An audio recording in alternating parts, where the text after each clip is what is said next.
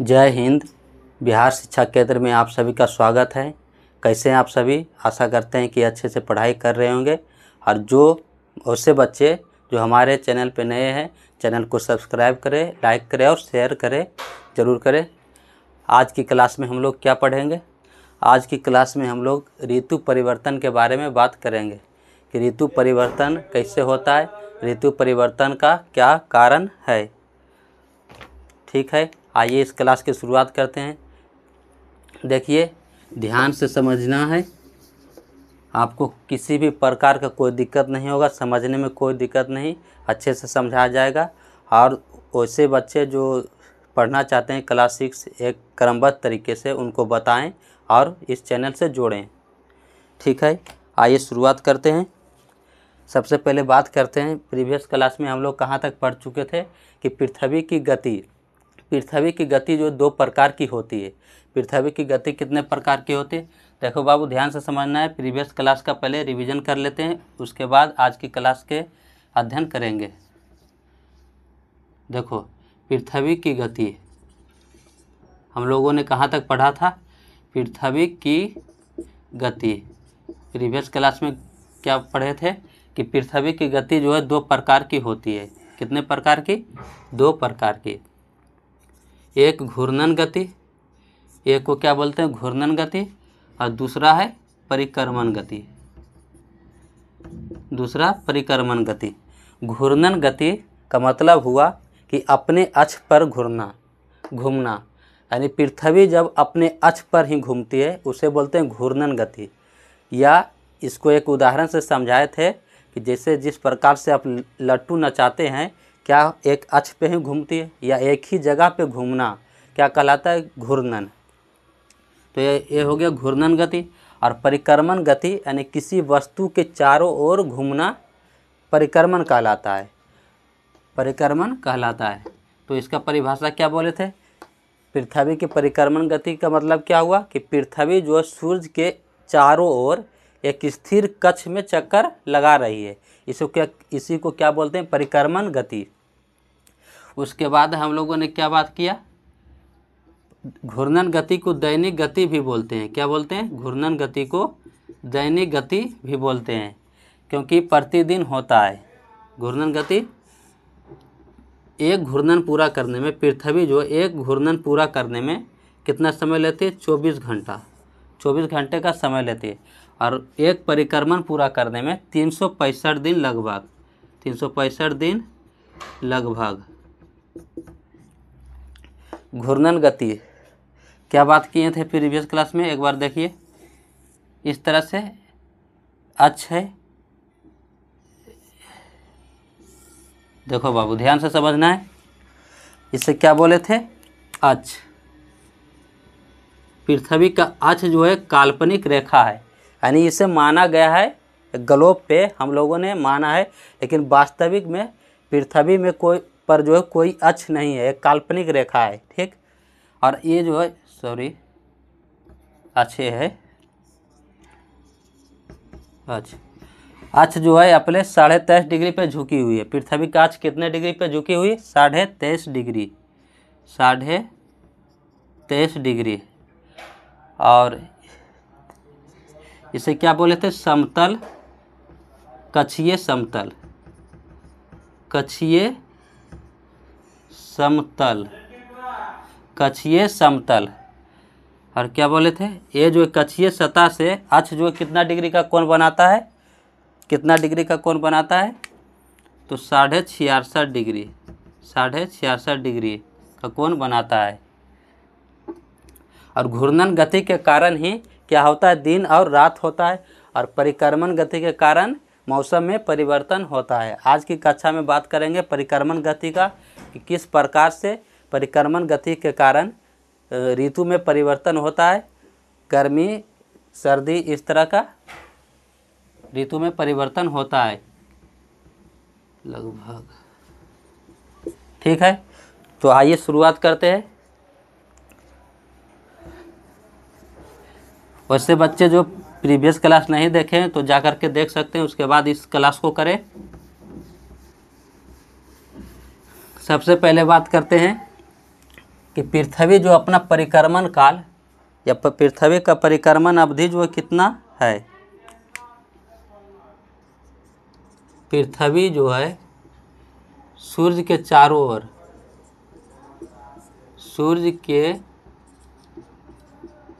चारों ओर एक चक्कर पूरा करने में कितना समय लेती है? पृथ्वी के चारों ओर एक चक्कर पूरा करने में लगा समय कितना समय लगता है? लगभग 365 दिन, यानी कि 1 साल का समय लगता है। 365 दिन 1/4 दिन इतना लगता है, यानी कि 365 दिन और 6 घंटे। इसको क्या लिख सकते हैं? देखो, एक दिन में 24 घंटा, ठीक। अरे हाँ, 365 दिन और 1/4, तो 1/4 कितना होगा? 24 घंटा का 1/4 निकालेंगे तो कितना होगा? 6 घंटा। कितना? 6 घंटा। यानी कि पृथ्वी जो है सूर्य का एक चक्कर पूरा करने में कितना समय लेता है? 365 दिन और 6 घंटा। इसको इस प्रकार से भी लिख सकते हैं, 365 दिन और 6 घंटा, 6 आवर, ठीक। और 365 दिन जो है, इसे ध्यान से समझिएगा, इसे समान वर्ष कितने दिन का होता है? 365 दिन। समान वर्ष कितने दिन का होता है? 365 दिन का 1 साल। लेकिन हर एक चौथा साल जो होता है, यानी कि लीप वर्ष, वो कितने दिन का होता है? 366 दिन का। तो एक दिन कहाँ से आया? एक दिन यही जो होता है 4 साल, यानी 4 वर्ष में 6 घंटा जुड़ जाता है। तो 6 × 4 कितना हो गया? 24 घंटा, यानी कि एक दिन। और यह जो एक दिन है, यह किस में जुड़ता है? फरवरी महीने में जाकर के जुड़ जाता है। इसीलिए लीप वर्ष में फरवरी का महीना जो है 28 दिन के बदले 29 दिन का होता है। 28 दिन के बदले 29 दिन का होता है लीप वर्ष कितना दिन का होता है? 366 दिन। और ये जो है एक दिन बढ़ा, ये किस में जुड़ता है? फरवरी माह में, फरवरी में जोड़ दिया जाता है, जोड़ दिया जाता है। क्या यहाँ तक क्लियर? देखो क्या बोले कि सूर्य जो है पृथ्वी का एक चक्कर पूरा करने में कितना समय लेता है? लगभग 365 दिन, यानी 365 दिन और 6 घंटा। लेकिन ये जो 6 घंटा बच रहा है, ये 4 साल बाद किस में जुड़ता है? फरवरी के माह में जुड़ जाता है। 4 साल बाद, यानी कि 6 × 24, एक दिन पूरा करता है। एक दिन कहाँ पे जुड़ता है? फरवरी के माह में जोड़ दिया जाता है। समान वर्ष कितने दिन का होता है? 365 दिन। और लीप वर्ष जो होता है 366 दिन, ठीक। यहाँ तक नोट करें।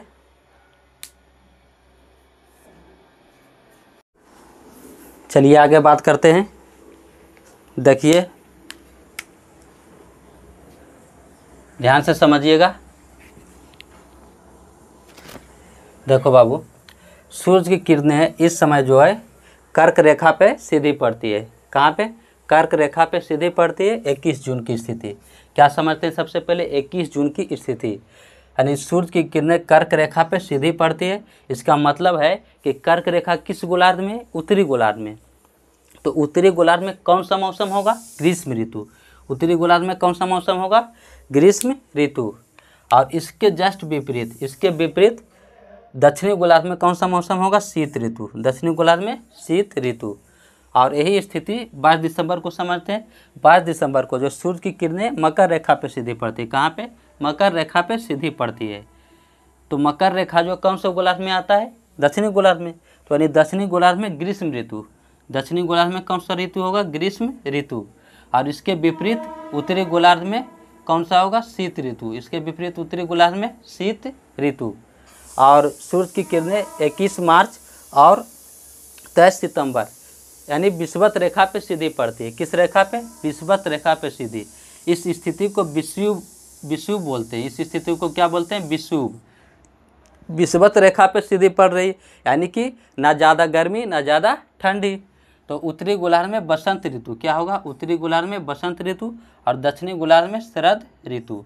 इसी प्रकार इसके जस्ट विपरीत 23 सितंबर की स्थिति उत्तरी गोलार्ध में शरद ऋतु, उत्तरी गोलार्ध में शरद ऋतु और दक्षिणी गोलार्ध में बसंत ऋतु।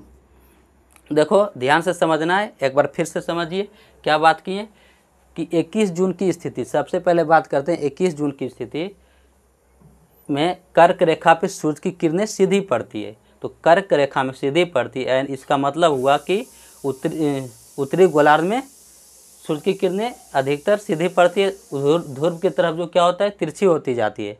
इसीलिए ध्रुवों पे क्या होता है 6 महीने का दिन और 6 महीने का रात होता है। ध्रुवों पर क्या होता है 6 महीने का दिन और 6 महीने का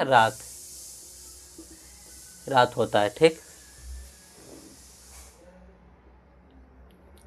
देखो ध्यान से समझना है, सूरज की किरणें कर्क रेखा पे सीधी पड़ रही है। किस स्थिति को 21 जून को सूरज की किरणें किस रेखा पे पड़ती है, कर्क रेखा पे। कर्क रेखा किस गोलार्ध में आता है, उत्तरी गोलार्ध में, यानी कि उत्तरी गोलार्ध में कौन सा मौसम होगा, ग्रीष्म ऋतु यानी गर्मी का मौसम। और इसके विपरीत दक्षिणी गोलार्ध में क्या होगा, शीत ऋतु।